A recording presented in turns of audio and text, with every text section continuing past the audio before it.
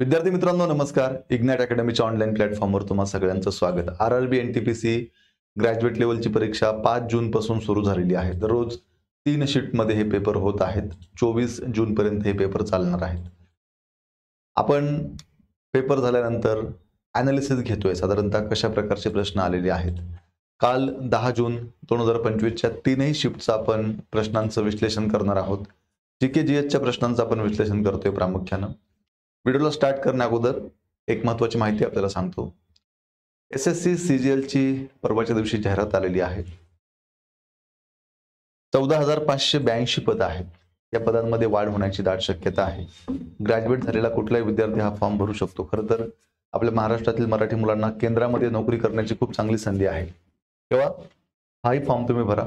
या परीक्षेच्या परिपूर्ण तयारीसाठी इग्नाइट अकॅडमीच्या माध्यमातून एक रेकॉर्डेड बॅच उपलब्ध करून देण्यात आलेली आहे. त्याच पद्धतीनं रेल्वे भरतीसाठी मग अंडर ग्रॅज्युएटची असेल, ग्रॅज्युएटची असेल, आरआरबीची कुठली रेल्वे भरती असेल, सर्व रेल्वे भरतीसाठी आपली ही एक इग्नाइट अकॅडमीची रेकॉर्डेड बॅच आहे. याही बॅचचा तुम्हाला खूप चांगल्या प्रकारे फायदा होईल. एसएससी सिलेक्शन पोस्ट किंवा एसएससी फेज 13 ची पण जाहिरात आलेली आहे. यासाठी सुद्धा इग्नाइट अकॅडमीची आपली ही एक रेकॉर्डेड बॅच आहे. एसएससी स्टेनोग्राफरची पण जाहिरात आलेली आहे. त्याचा अभ्यासक्रम आणि या फेज 13चा अभ्यासक्रम सेम आहे. तेव्हा ही बॅच तिकडे तुम्हाला उपयोगी पडेल. तिन्ही बॅचचं वैशिष्ट्य काय? तर बेसिक पासून ॲडव्हान्स पर्यंत गायडन्स आहे, सराव टेस्ट आहेत, पीडीएफ स्वरूपात नोट्स आहेत. 1 वर्षापर्यंत किती वेळा बॅच पाहता येईल, इग्नाइट अकॅडमीच्या सर्व तज्ञ शिक्षकांनी शिकवलेलं आहे. इग्नाइट अकॅडमीचा ॲप डाउनलोड करून तुम्हाला ही बॅच जॉईन करता येईल. अधिक माहितीसाठी 8888996161 या नंबरला संपर्क करायचा आहे. आता सुरू करूया आपण आपले प्रश्न 10 जूनचे. बघा,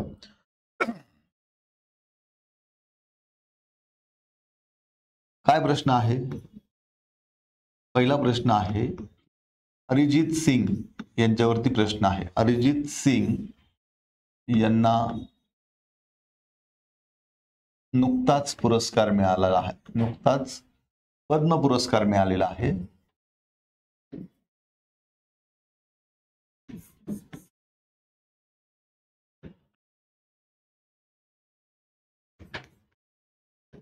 तो कोणता पुरस्कार त्यांना मिळाला व त्यांचे क्षेत्र कोणते व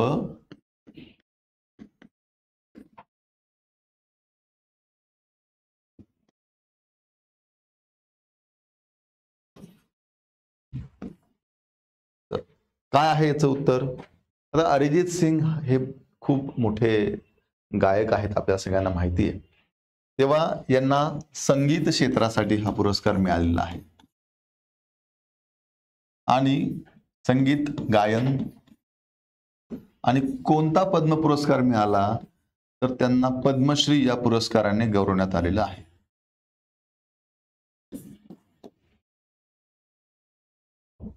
पुढचा प्रश्न, प्रिंट करण्यासाठी शॉर्टकट की काय? कॉम्प्युटरचा प्रश्न आहे.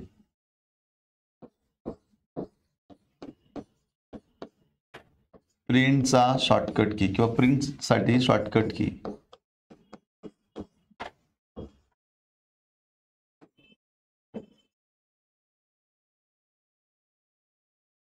काय आहे? प्रिंटसाठी शॉर्टकट की आपल्याला प्रत्येक शीटमध्ये किमान 2 ते 3 प्रश्न हे कम्प्युटरचे आहेत, हे लक्षात घ्या. तेव्हा आणि खूप सोपे प्रश्न आहे.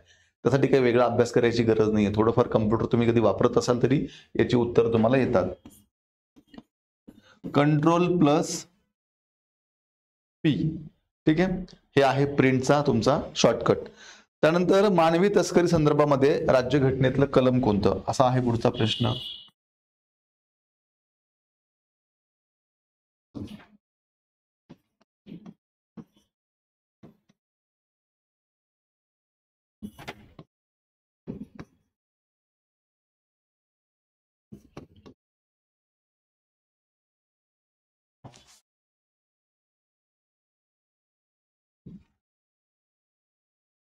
बघा, भारताच्या राज्यघटनेमध्ये कलम नंबर 23(1) काय सांगतो? 23(1) सांगतो हा मानवी तस्करी व वेठबिगारी यांच्यावर बंदी घालतो.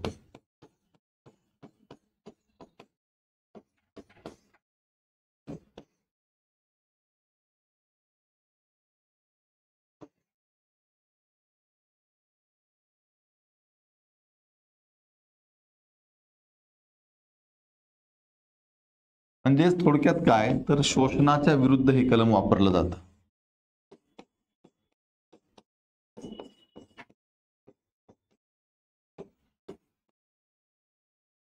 राज्यघटनेतले काही महत्वाच्या कलमांवर सुद्धा प्रश्न आपल्याला प्रत्येक शीटमध्ये दिसत आहेत.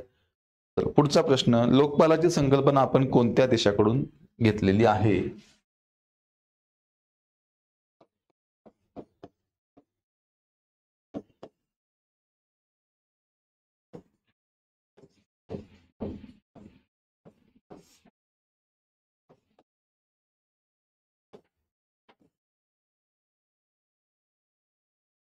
लोकपाल ही संकल्पना आपण कोणत्या देशाकडून घेतली? काय आहे याचं योग्य उत्तर? याचं योग्य उत्तर आहे स्वीडन.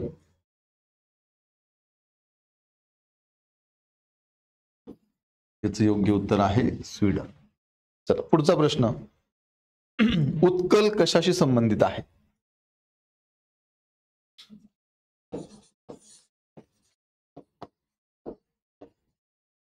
उत्कल हे कशाशी संबंधित? बघा मी थोडस शॉर्टकट मध्ये प्रश्न लिहितोय, लक्षात घ्या, आपला वेळ वाचावा म्हणून. ठीक आहे, चला उत्कल. आता उत्कल हे कुठे आहे तर उत्कल ओडिसामध्ये आहे. ओडिसाला पूर्वी उत्कल नावाने संबोधलं जायचं. ठीक आहे, मग उत्कल हे कशाशी संदर्भात आहे तर ओडिसा. ओडिसा. आणि उत्कल दिवस कधी साजरा केला जातो? उत्कल दिन जो आहे तो 1 एप्रिलला साजरा केला जातो. 1 एप्रिलला म्हणजेच हा ओडिसाची निर्मिती म्हणून पण हा दिवस साजरा केला जातो, हे लक्षात घ्या. पुढचा प्रश्न, हिंदी महासागर संमेलन कोणत्या देशामध्ये झालं 2024 चं?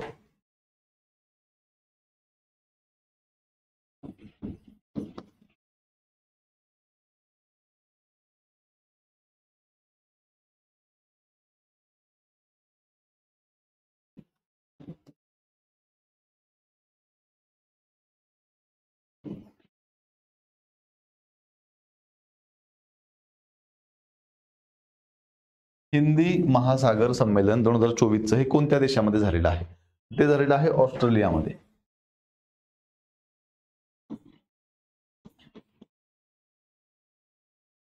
आपण काय समजून घेतोय, फक्त आपण प्रश्न कुठला आला होता हे समजून घेतोय आणि त्याचं उत्तर काय आहे, बाकी आपण डिटेलमध्ये एक्सप्लेनेशन घेत नाहीये, हे नीट लक्षात घ्या. पुढचा प्रश्न, आता हे जे हिंदी महासागर संमेलन झालं ऑस्ट्रेलियामध्ये हे कितवं होतं तर हे 7वे संमेलन होतं, हे लक्षात घ्या, 7वे संमेलन. पुढचा प्रश्न आहे, परतीच्या मान्सून पावसाचा प्रभाव कोणत्या राज्याला सर्वाधिक? अच्छा, परतीच्या मान्सूनचा प्रभाव यावरती प्रश्न आहे. परतीचा मान्सून याचा सर्वात जास्त प्रभाव कोणत्या राज्यावरती होतो? सर्वात जास्त प्रभाव होणारे राज्य किंवा सर्वात जास्त प्रभावित होणारे राज्य. साहजिक याचं उत्तर काय आहे? तमिळनाडू. कधी होत असेल सर्वात जास्त प्रभाव? ऑक्टोबर ते डिसेंबरच्या दरम्यान, हे लक्षात घ्या, ऑक्टोबर ते डिसेंबरच्या दरम्यान.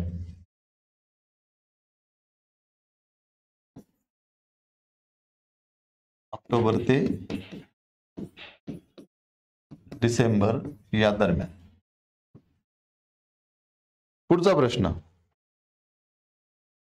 किती नंबर झाले? हे 6 नंबर झाले का? 5 आणि 1 6.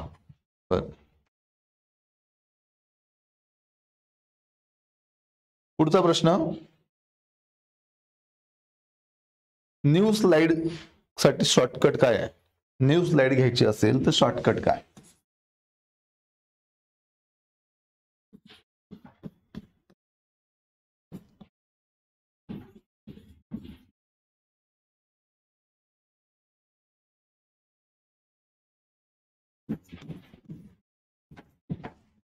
न्यू स्लाइड काय आहे? Control M. बरोबर आहे. पुढचा प्रश्न, भगवान विष्णूची झोपलेली मूर्ती यावरती प्रश्न होता.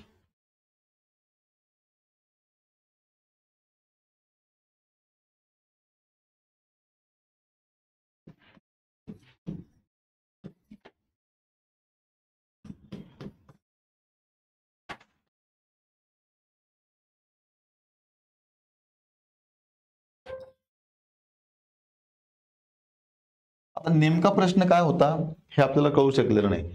भगवान विष्णूची झोपलेली मूर्ती एखादं राज्य दिलं असेल, त्याचं वर्णन असेल आणि ते कोणत्या राज्यामध्ये आहे, अशा अनुषंगाने काही प्रश्न असेल. पण भगवान मूर्तीच्या झोपलेल्या मूर्तीबाबत बोलायचं तर मग केरळमध्ये हे ते मंदिर आहे, महाराष्ट्रामध्ये आहे, गोव्यामध्ये पण आहे, लक्षात घ्या. त्यामुळे ऑप्शन काय होते त्याच्यानुसार हे ठरेल. केरळ, गोवा, गुवाहाटी आणि महाराष्ट्र.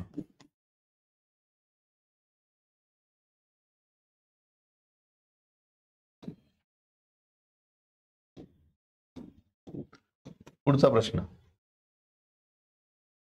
परिवहनचे सर्वात स्वस्त साधन कोणते?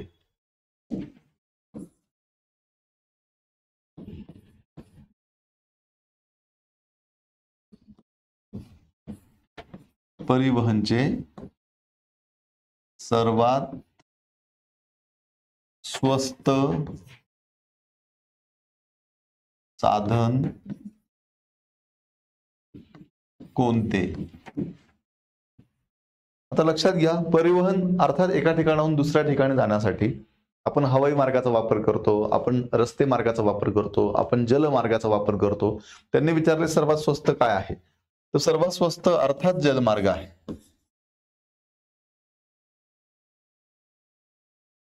सर्वात स्वस्त काय आहे? जलमार्ग आहे. त्यानंतर पुढचा प्रश्न आहे, जेनेरिक औषध दिवस कधी साजरा केला जातो?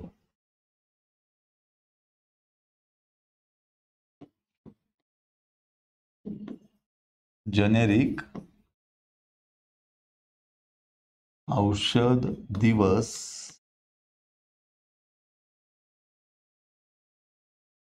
कधी साजरा केला जातो? आता ह्या दिवसांवरती पण प्रश्न आहेत. दिवसांचं महत्व सुद्धा तुम्हाला माहिती असणं गरजेचं आहे. तर याचं उत्तर आहे 7 मार्च. 7 मार्च हा जेनेरिक औषध दिवस म्हणून साजरा केला जातो. पुढचा प्रश्न आहे, ध्वनी हे कसले तरंग आहेत?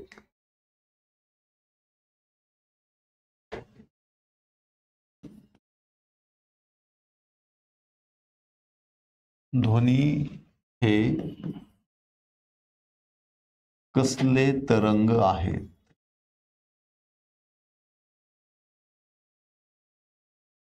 सायन्सचा प्रश्न आहे हा. ध्वनी हे कसले तरंग आहेत? तर हे ध्वनी जे आहेत ते लॉन्गिट्युडिशनल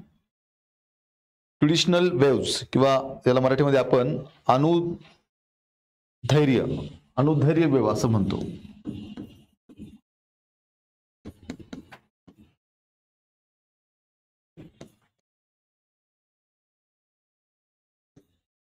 ठीक आहे, चला.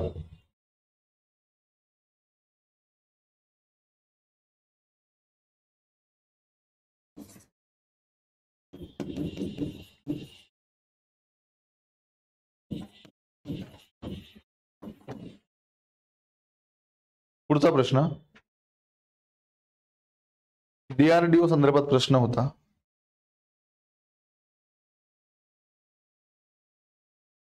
नेमका काय प्रश्न होता हे कळलं नाही, पण डीआरडीओ, आता एक ते डीआरडीओची स्थापना विचारली असेल किंवा डीआरडीओचे लॉंग फॉर्म विचारला असेल. Defence research and development organisation जे आहे या संदर्भातला एक प्रश्न होता. त्यानंतर पुढचा प्रश्न जे आहे ते आहे, भारतातील पहिला विधी आयोग कोणत्या गव्हर्नरच्या काळात झाला?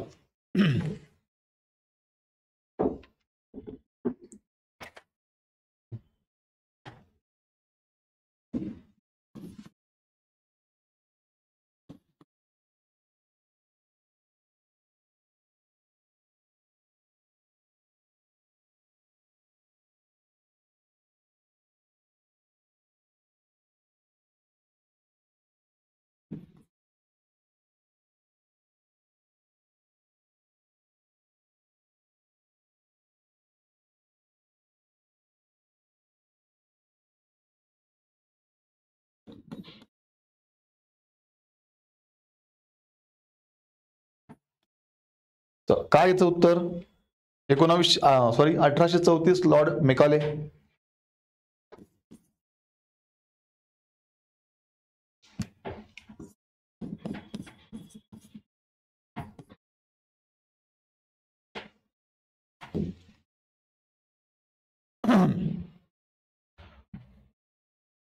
स्वप्न सर, अजून माझे बरेच प्रश्न आहेत, तुम्ही पुढचं बनवा तोपर्यंत.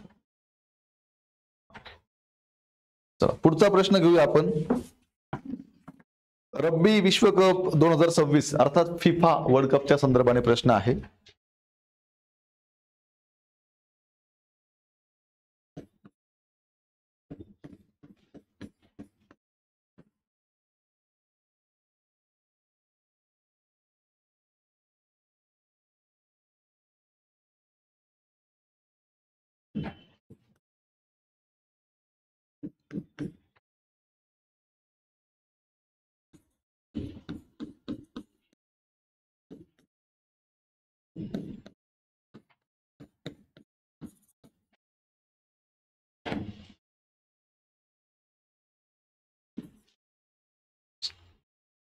फिफा वर्ल्ड कप 2026 मध्ये कोणत्या देशामध्ये ऑर्गनाईज केला जाणार आहे?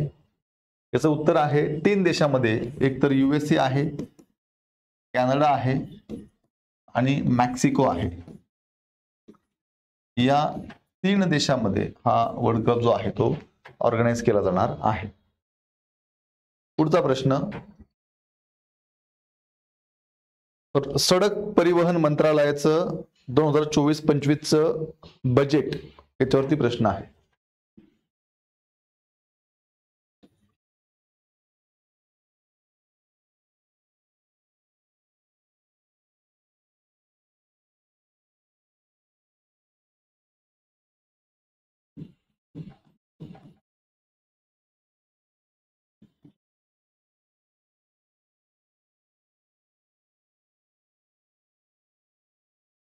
चला काय याचं उत्तर?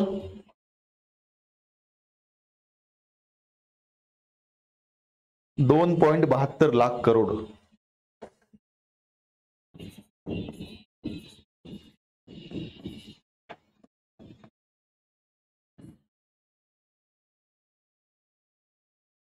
पुढचा प्रश्न, संताल विद्रोह कोणत्या वर्षी झाला?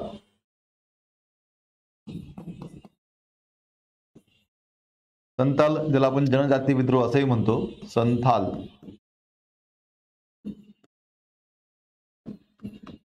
विद्रोह संताल विद्रोह कोणत्या वर्षी झाला, असा हा प्रश्न आहे. तर इथं याचं काय उत्तर आहे? तर याचं उत्तर आहे 1855. 1855 याचं योग्य उत्तर आहे.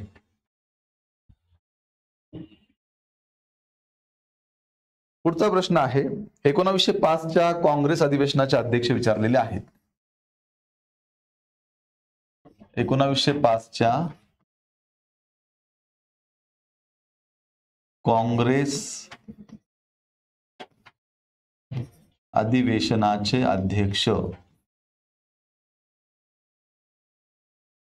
कोण होते? काँग्रेसच्या अधिवेशनावरतीही बरेच प्रश्न जे आहेत ते विचारलेले आहेत, लक्षात घ्या. तर ते होते गोपाळकृष्ण गोखले 1905 ला.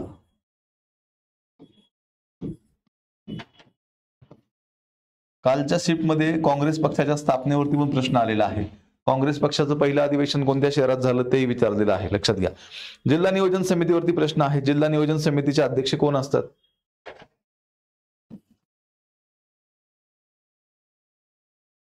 जिल्हा नियोजन समितीचे अध्यक्ष त्या जिल्ह्याचे जे पालकमंत्री आहेत ते त्या समितीचे अध्यक्ष असतात आणि जिल्हाधिकारी सचिव असतात. ठीक आहे. पुढचा प्रश्न, खंजर सैन्य अभ्यास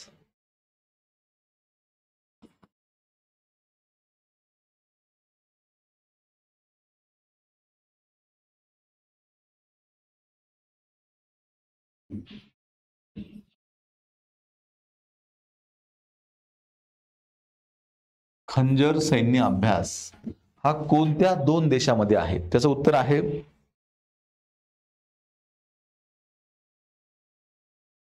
भारत व किर्गिस्तान.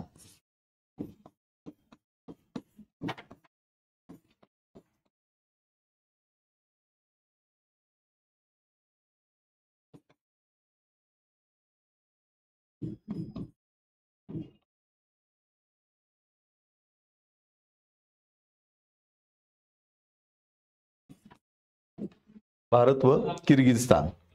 पुढचा प्रश्न आहे निळी क्रांती कशाशी संदर्भात आहे?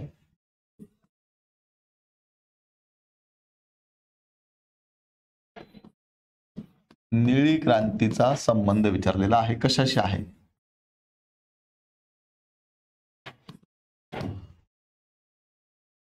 आता ह्या क्रांती तुम्हाला सगळ्या माहितीच आहेत.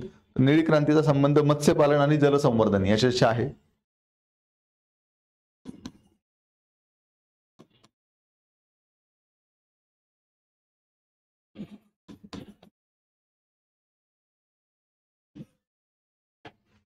मत्स्यपालन व जलसंवर्धन. पुढचा प्रश्न आहे पॉंडिचेरीची स्थापना कधी झाली?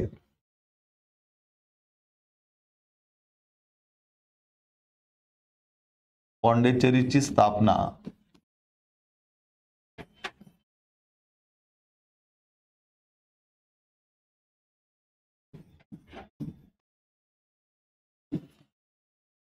पॉंडिचेरीची स्थापना कधी झालेली आहे असा प्रश्न आहे. ज्याला उत्तर येते त्याने कमेंट बॉक्समध्ये उत्तर दिलं तरी चालणार आहे.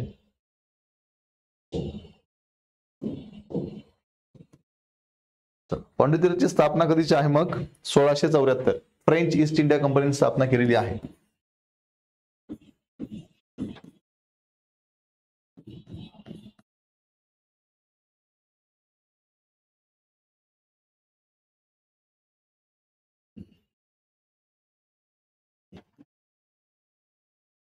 पुढचा प्रश्न जागतिक व्यापार संघटनेची स्थापना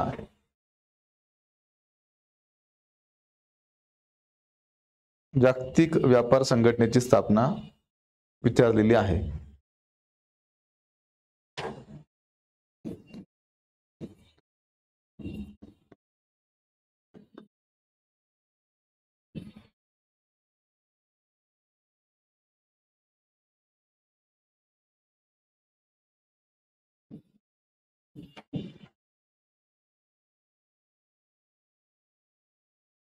काय डेट आहे? 1 जानेवारी 1995.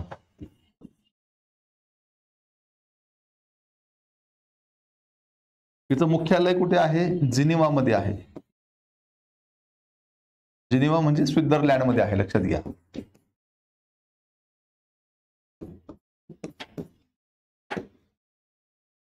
पुढचा प्रश्न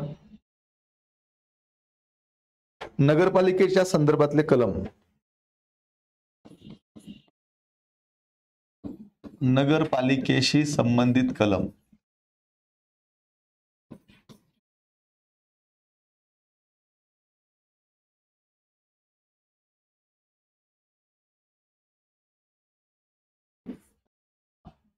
भारतीय राज्यघटनेमधलं नगरपालिकेशी संबंधित जे आहे ते कलम विचारलेलं आहे. आता बघा, नगरपालिकेचं जे कलम आहे ते भारताच्या राज्यघटनेमध्ये 74वी घटना दुरुस्ती 1992 ला भारताच्या राज्यघटनेमध्ये भाग 9A ऍड केला आणि त्यामध्ये कलम 243P ते कलम 243ZG या कलमांमध्ये नगरपालिके संदर्भातले सगळ्या गोष्टी दिलेल्या आहेत. पुढचा प्रश्न आहे बेरोजगारी संदर्भातला प्रश्न होता.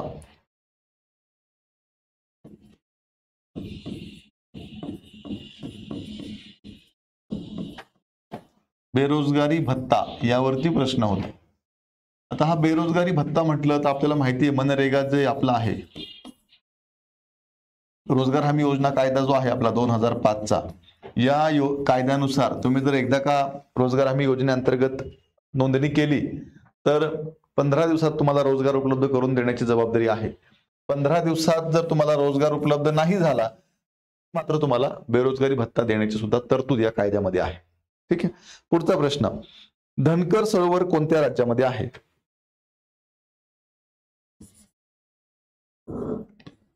धनकर सरोवर कोणत्या राज्यामध्ये आहे? धनकर सरोवर कोणत्या राज्यामध्ये आहे?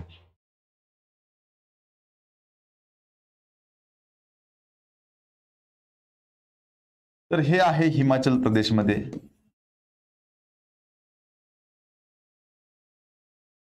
हिमाचल प्रदेशमध्ये जे स्पिती खोरे आहे, स्पिती, या स्पिती खोऱ्यामध्ये धनकर मठाच्या वरती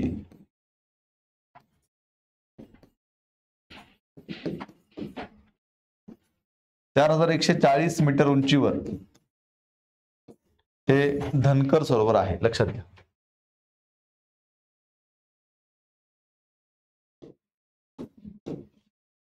पुढचा प्रश्न, चंद्रगुप्त मौर्य यांचा धर्म विचारलेला आहे.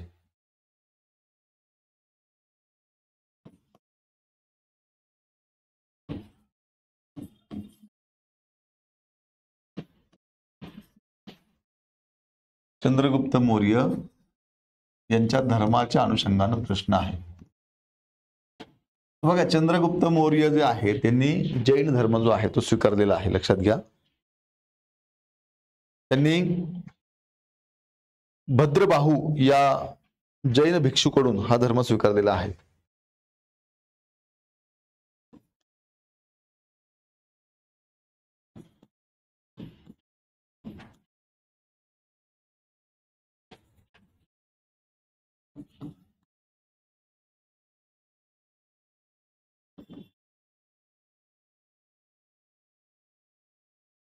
पुढचा प्रश्न, 2011 सालच्या जनगणनेनुसार ग्रामीण लोकसंख्येची टक्केवारी किती आहे? 2011 ची जनगणना यानुसार भारतामध्ये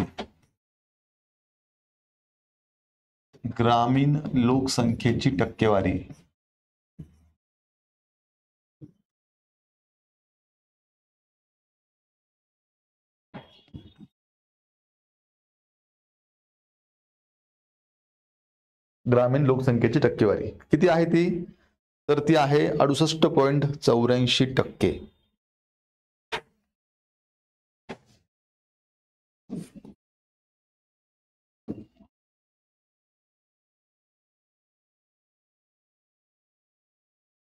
पुढचा प्रश्न, 1857च्या क्रांतीमध्ये बिहारी नेत्याचे नाव सांगा. 1857चा काय आहे? उठाव. या उठावामध्ये बिहारी नेत्याचं नाव सांगा. बिहारी नेता कोण?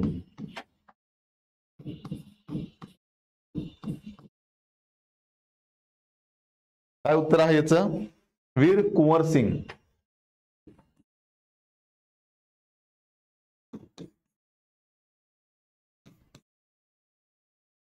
बाबा कुंवर सिंग असं देखील त्यांना म्हटलं जातं. एसटी प्रवर्गाची सर्वात जास्त लोकसंख्या असणारे राज्य. पुढचा प्रश्न, एसटी प्रवर्ग म्हणजेच एसटी म्हणजे काय? अनुसूचित जाती, अनुसूचित जमाती. एसटी प्रवर्ग सर्वात जास्त लोकसंख्या.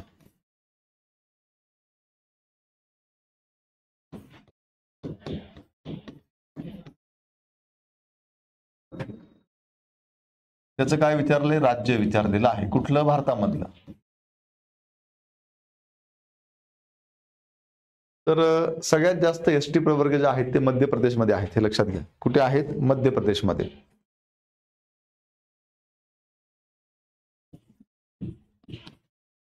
जवळपास 1.6 कोटीपेक्षा जास्त लोक आहेत.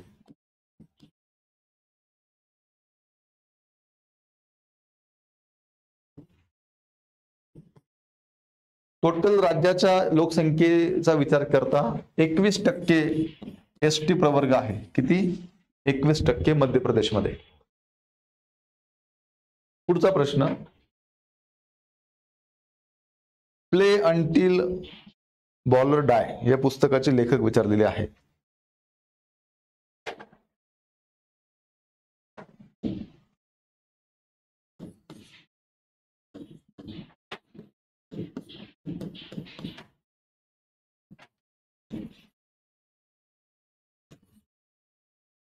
या पुस्तकाचे लेखक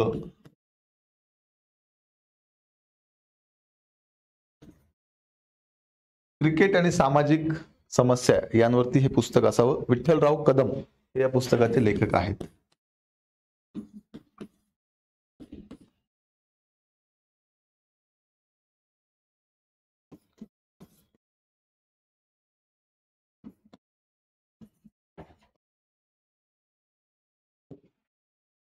विद्यार्थी मित्रांनो, आज आपल्याला कालच्या शिफ्टचे हे सगळे प्रश्न जे आहेत ते मिळालेले आहेत.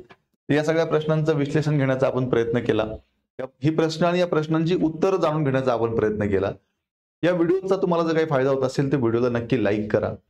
चॅनलवरती नवीन असाल तर चॅनलला सबस्क्राईब करा. विद्यार्थी मित्रांनो, जाता जाता एक महत्त्वाची गोष्ट आपल्याला फक्त सांगतो. कालच SSC CGL ची ऍड आलेली आहे. 14,582 जागा आहेत. रेल्वे भरतीच्या कुठल्याही रेल्वे भरतीची तुम्ही तयारी करताय, RRB NTPC ग्रॅज्युएट लेवल असेल, अंडर ग्रॅज्युएट लेवल असेल, तर या सगळ्या गोष्टींसाठी ही बॅच उपयुक्त आहे. SSC सिलेक्शन पोस्टची पण ऍड आलेली आहे. SSC स्टेनोग्राफरची पण ऍड आलेली आहे. ही बॅच तुम्हाला स्टेनोग्राफरसाठी सुद्धा उपयोगी ठरेल. अभ्यासक्रम सेम आहे. या तीनही बॅचेसचं वैशिष्ट्य सांगायचं झालं तर बेसिक पासून ऍडव्हान्स पर्यंत गायडन्स आहे, सराव टेस्ट आहेत, PDF स्वरूपात नोट्स आहे. इग्नाइट अकॅडमीच्या सर्व तज्ञ शिक्षकांनी शिकवलेलं आहे. तेव्हा इग्नाइट अकॅडमीचं ऍप्लिकेशन डाउनलोड करून तुम्हाला हवी असलेली बॅच तुम्ही जॉईन करू शकतात. अधिक माहितीसाठी 8888996116 या नंबरला संपर्क करायचा आहे. आणि अशाच प्रकारे रेल्वे भरती असेल, SSCच्या एक्झाम्स असतील, पोलीस भरती असेल, यासारख्या एक्झामचे अपडेट जाणून घेण्यासाठी आत्ताच तुम्हाला इग्नाइट अकॅडमीचं तुम्ही जे हे चॅनल बघताय हे सबस्क्राईब करायचं आहे. भेटूया पुढच्या व्हिडिओमध्ये. तोपर्यंत थांबूया. धन्यवाद.